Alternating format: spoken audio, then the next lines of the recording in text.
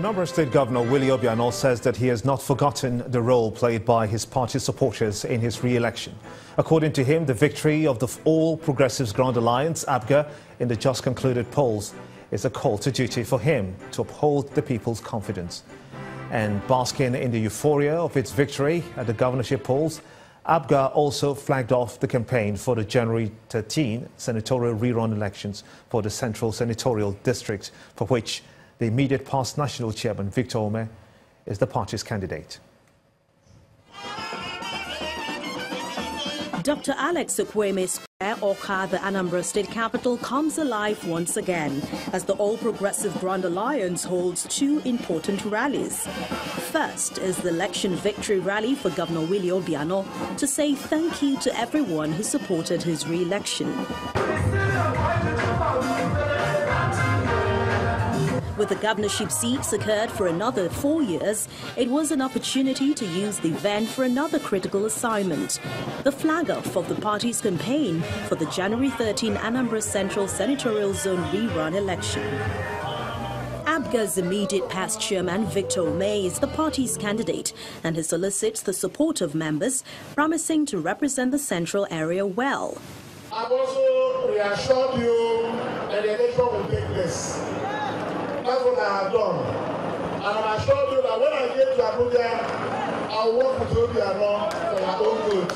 For Governor Willie Obiano, APGA has progressed into a movement that will spread over the southeast and beyond. And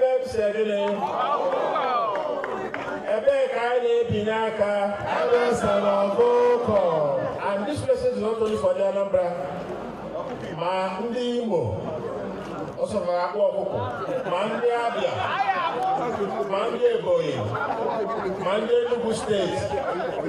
And by the way, before the 13th of next month, we also Mande Senator Naira in Africa. Wife of the late party leader, Mrs. Bianca Ojukwu, and the APGA governorship candidate in Abia State, Mr. Alex Oti, speak in glowing terms about APGA and Governor Obiano. The moving train and ideas have wings.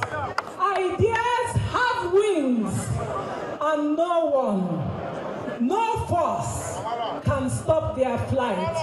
I have already spoken to him. And what he told me is that, Anambra, you ain't seen nothing yet. As he starts his second term, just watch and see.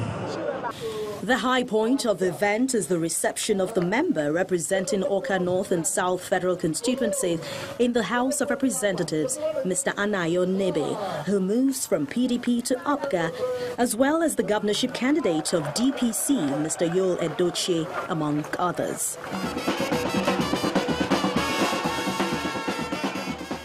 The health sector in Yobe State just got a boost with the inauguration of a multi-billion naira Yobe State University Teaching Hospital set up by the state government. The facility, which has a bed capacity of 200, has also begun orientation for its health workers. And the state government says the new hospital will help improve health care delivery in the state. The multi-billion naira hospital project with a 200-bed capacity located in Damaturu, the Yobe State capital, was established to complement other health facilities, considering the growing population and the need for healthcare services in the emerging town. The hospital, which is now well equipped and waiting to be commissioned, commenced operations sequel to the employment of health personnel. The State Commissioner of Health, Dr. Mohammed Kawuwa, addresses staff at a 3-day clinical governance program to enlighten them on the facility's values, ethics and expectations.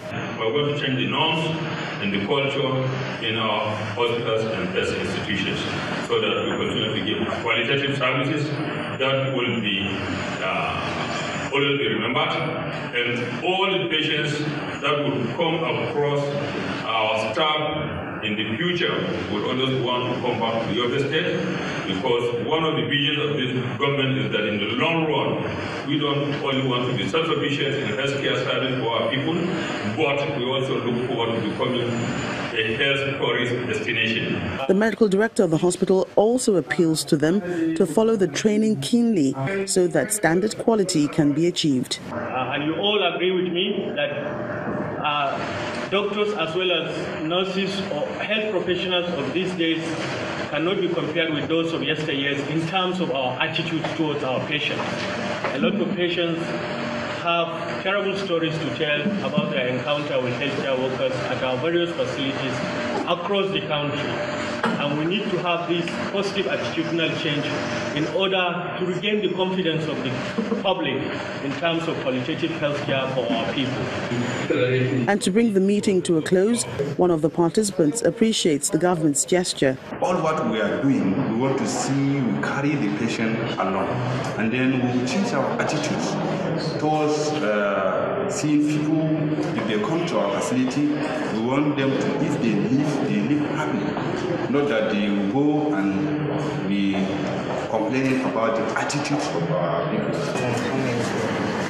The orientation aims to expose health personnel of the hospital to the latest treatment trends in modern health facilities, which the hospital management believes will improve the state's healthcare delivery system.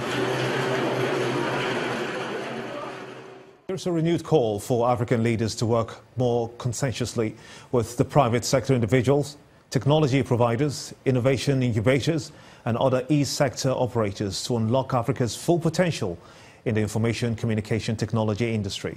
That's the opinion of some technology experts at a conference organized to chart a course for Africa's success via e-infrastructure and e-service. Our technology correspondent Victor Mathias reports.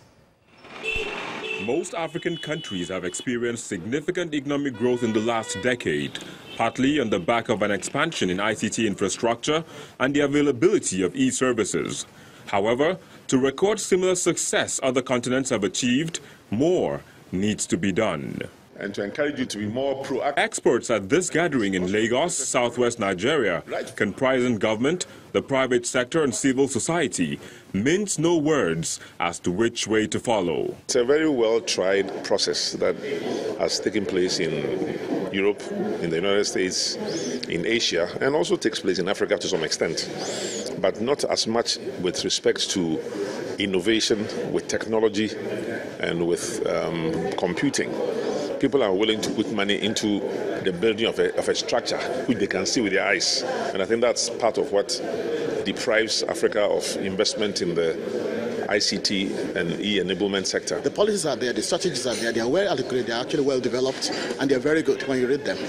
So it's not a division, it's not there, But when it comes to really doing them, being able, for example, to incentivize public sector to come in, have international organizations coming in to say, look, if you help us invest into this is what we're able to do with that.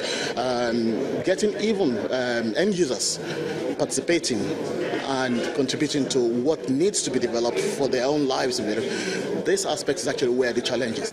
Like in other sectors, Africans in the IT world have been going abroad for greener pastures. But how can this trend be reversed? Spend lots of money on infrastructure.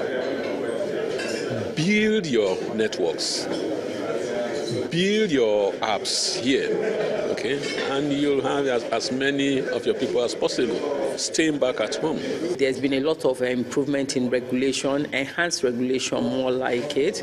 You have, for instance, the National Information Technology Development Agency has a guideline on data protection, and it also has, for instance, a lot of other guidelines that would enable us to do better in this area. As African countries continue to seek creative and innovative ways to utilize e-infrastructure and e-services in accelerating their development, it is increasingly clearer that greater attention needs to be paid to the right policies, regulations and financing that will enable African countries to compete more effectively globally. Victor Mathias, Channels Television News. Let's quickly shift our gears now, shall we, to business news, and Ann Wilder will take us through.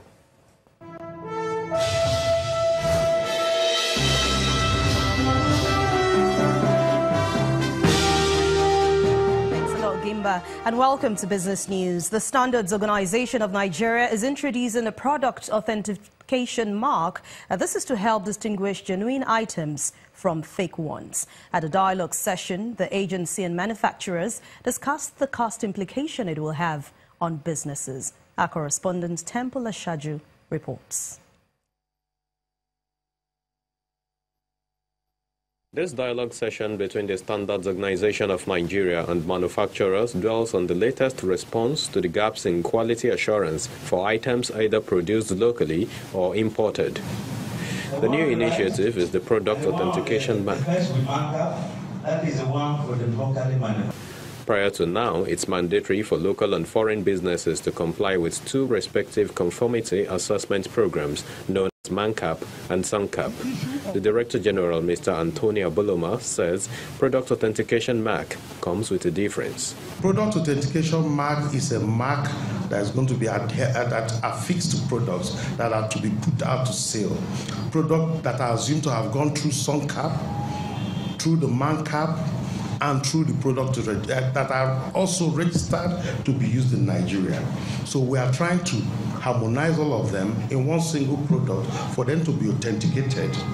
For the president of the Manufacturers Association of Nigeria, Dr. Frank Jacobs, the new scheme has a negative implication. The direct and indirect cost implications on the manufacturing sector revealed clearly that the cost greatly outweighs the benefit. 3 Naira, I now know it is high.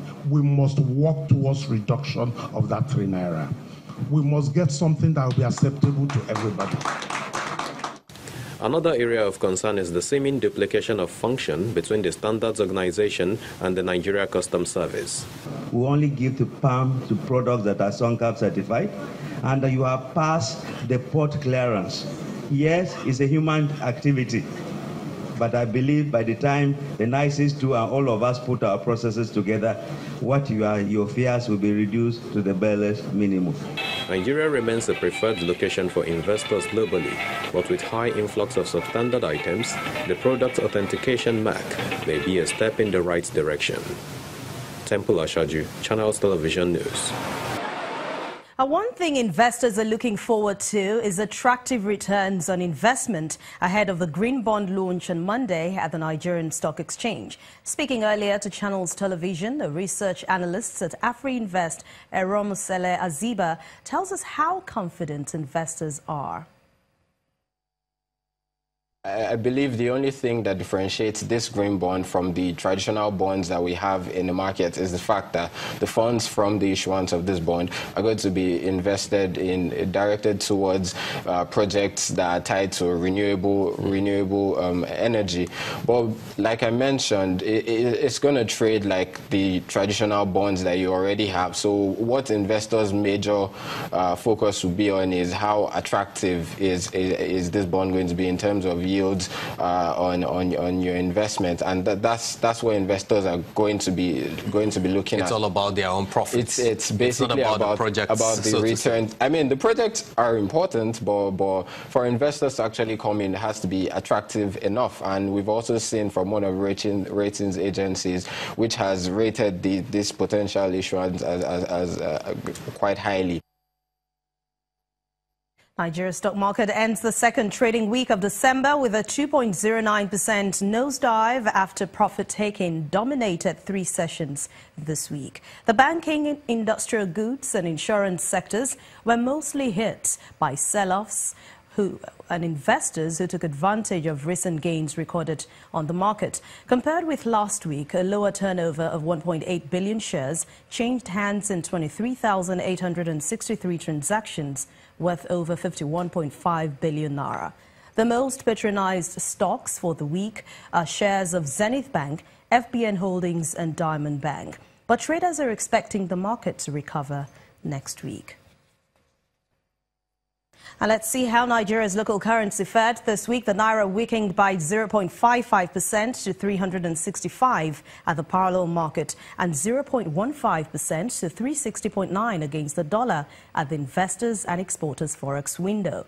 This is coming amid the injection of $210 million into the forex market by the Central Bank of Nigeria. Traders expect the Naira to remain stable at the forex market next week, despite demands at this time of the year, and the CBN continues to intervene. That's business news for this week. Thank you so much for watching. I'm Anne Nwawadu. It's back to you, Gimba.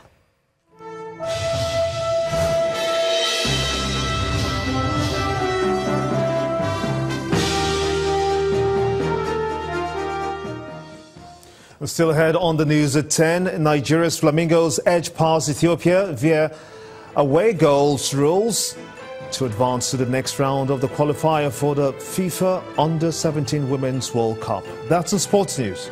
Stay with us.